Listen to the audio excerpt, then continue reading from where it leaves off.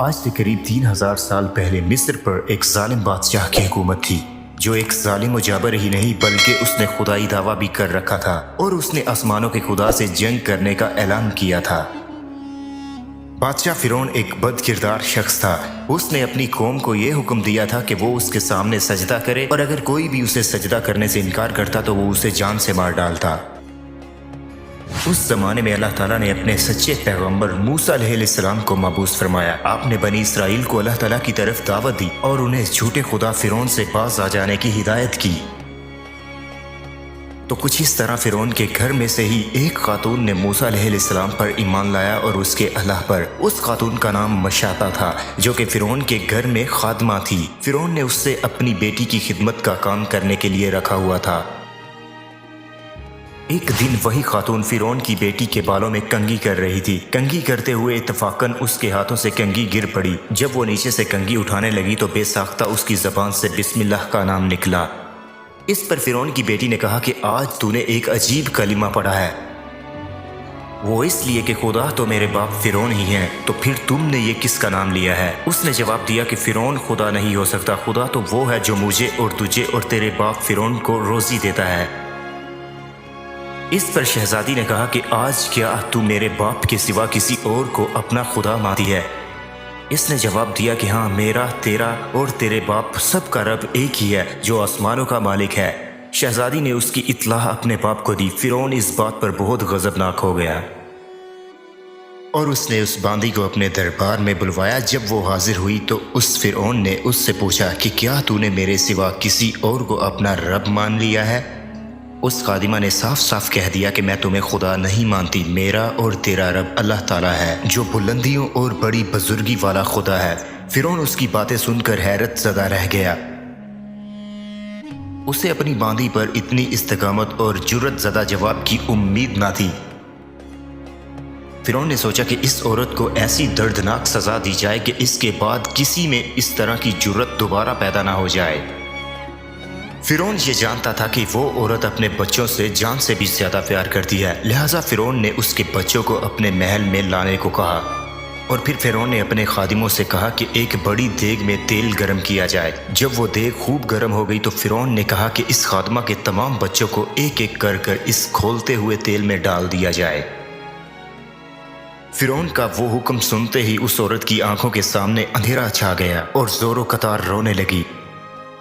اس پر خادمہ نے نہایت ہی جرأت اور ہمت سے کام لیا۔ سپاہیوں نے خادمہ کے ایک بچے کو پکڑا اور اسے گھسیٹتے ہوئے لے جانے لگے۔ وہ بچہ کبھی پکارتے ہوئے اپنی ماں سے مدد طلب کرتا، کبھی سپاہیوں سے رحم دلی کی بھیک مانگتا، اور کبھی فرعون کی طرف امید بھری نگاہوں سے دیکھتا کہ شاید وہ رحم کھا جائے اور اسے چھوڑ دے۔ مگر بدبخت ظالم بادشاہ فرعون کے دل میں ذرا بھی رحم نہ پیدا ہوا اور اس نے اس بچے کو کھولتے ہوئے پانی میں پھینکوا دیا۔ سپاہی اسے گھسیٹتے دیگ کے پاس لے گئے۔ خادمہ اپنے بچے کی طرف محبت بھری نظروں سے دیکھ رہی تھی اور اسے الوداع کہہ رہی تھی۔ اس عورت کی آنکھوں کے سامنے اس کے بچے کو کھولتے ہوئے تیل کے اندر پھینک دیا گیا اور کچھ ہی دیر بعد اس معصوم کی ہڈیاں تیل کے اوپر تیرنے لگی۔ فرعون نے اس خادمہ کو کہا کہ اب بھی وقت ہے، اس خدا کو چھوڑ کر مجھے خدا مان لو۔ خاتون نے پھر سے اسے خدا ماننے سے انکار کر دیا۔ فرعون عورت کی اس ثابت قدمی اور ہمت کو دیکھ کر دنگ رہ گیا۔ کچھ ہی دیر میں اس کے دوسرے بچوں کو بھی تیل میں ڈال کر اس کی آنکھوں کے سامنے ہلاک کر دیا گیا، اور اب کی بار سپاہی اس کے سب سے چھوٹے بچے کی طرف بڑھے جو کہ ابھی شیر خوار اور معصوم تھا۔ جب سپاہیوں نے اس بچے کو ماں کی گود سے چھینا تو بچے نے زوردار چیخ ماری۔ ماں کا کلیجہ منہ کو آ گیا اور وہ زمین پر گر پڑی اور زور و قطار رونے لگی۔ وہ بڑی عظمتوں والا لا شریک خدا اس عورت پر گزرنے والی قیامت سے خوب واقف تھا، لہٰذا اللہ کی طرف سے ایک معجزہ ظاہر ہوا۔ وہ شیرخوار بچہ جو ابھی بول بھی نہ سکتا تھا، اس میں اللہ تعالیٰ کی طرف سے بولنے کی طاقت آ گئی، اور فرعون کی بھری محفل میں بول اٹھا کہ اے میری ماں، تو حق پر ہے، بے شک اس دنیا کی سزا آخرت کے مقابلے میں بہت ہلکی ہے۔ فرعون کے دربار میں موجود سبھی لوگ اس کم عمر بچے کے بول اٹھنے پر حیرت زدہ تھے، مگر ان کے دلوں پر لگے کفر کے تالے پھر بھی نہ کھل سکے، اور اس بچے کو بھی دیگ میں ڈال کر راکھ کر دیا گیا۔ اور کچھ ہی دیر بعد یہ بے خطا معصوم موت کی آغوش میں چلا گیا۔ अपने तमाम बच्चों को अपनी आंखों के सामने फिरौन के जालिम तख्त पर चढ़ते हुए देखने के बाद उस खातून का दिल फट पड़ा।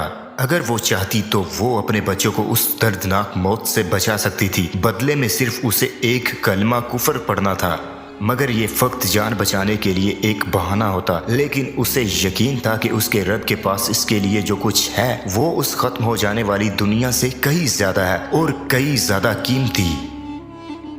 उसके बाद सिपाहियों ने उस औरत को पकड़ा और धकेल कर उस देग के पास ले गए। खादमा के जहन में अचानक एक बात आई। उसने फिरौन की तरफ देखकर कहा कि मेरी एक ख्वाहिश है। ये सुनकर फिरौन ने कहा कि शायद कुछ उम्मीद पैदा हो गई। फिरौन ने कहा कि हाँ बताओ, तुम्हारी क्या ख्वाहिश है। उस औरत ने कहा कि तुम मेरे मर जाने के बाद मेरी और मेरे बच्चों की हड्डियां एक जगह जमा करके दफन कर देना। फिर उस औरत ने अपनी आंखें बंद कर ली और उसे भी देग में फेंक दिया गया। इस वाक़े के 2000 साल बाद आखिरी नबी हज़रत मोहम्मद सल्लल्लाहु अलैहि वसल्लम इस दुनिया में तशरीफ़ लाए।